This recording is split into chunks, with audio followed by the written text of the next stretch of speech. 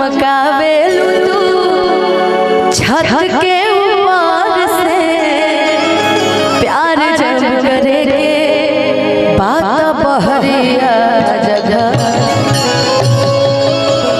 आओ तुम भी आ जाओ। ऐसे तो क्या करो बेटा, आज हम दोनों मैचिंग मैचिंग पहन के आए हैं।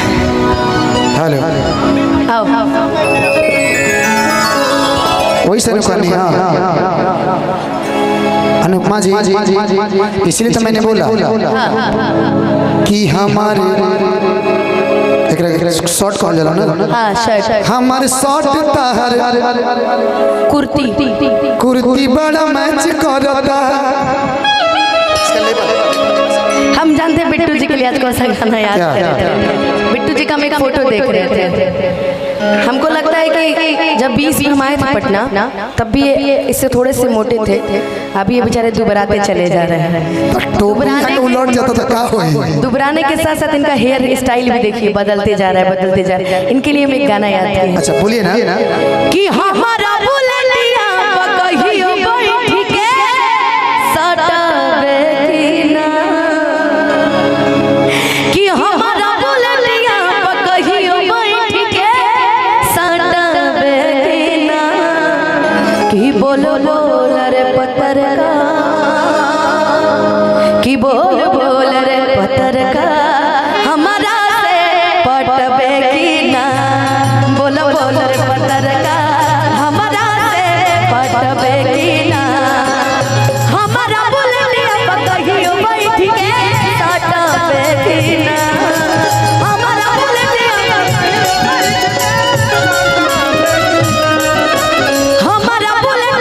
कहियो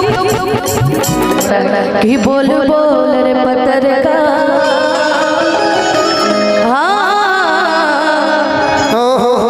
कि बोल बोल रे पत्रका अरे हमारा से पटवे की ना, बोलो बोल रे पत्रका हमारा से पटवे की ना, बोलो बोल रे पत्रका हमारा से पटवे की ना। आप एक आलू बोलो बना ना पटी है प्यार से कहीं शीशा चमकावे लुका छत के ऊपर से, शीशा चमकावे लुका छत के ऊपर से, प्यार जब करे के बात बहरी आजा घर से, प्यार जब करे के बात बहरी आजा घर से। आज ना तकाल हम लबू बनिए गियास से, आज ना तकाल हम लबू बनिए गियास से, प्यार हम करीले तो से पहिले क्लास से, प्यार हम करीले तो से पहिला क्लास से, प्यार हम करीले तो से पहिले क्लास से।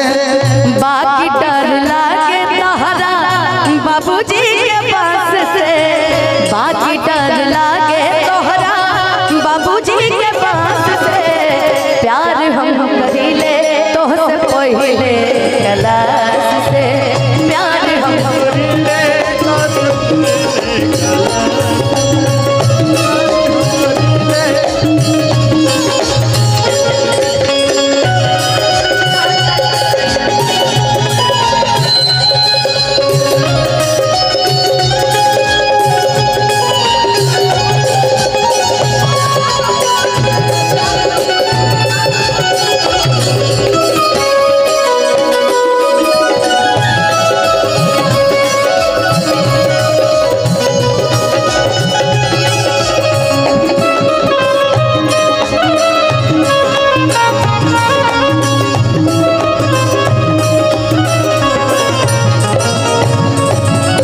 कि दूर दूर रहे लगा है,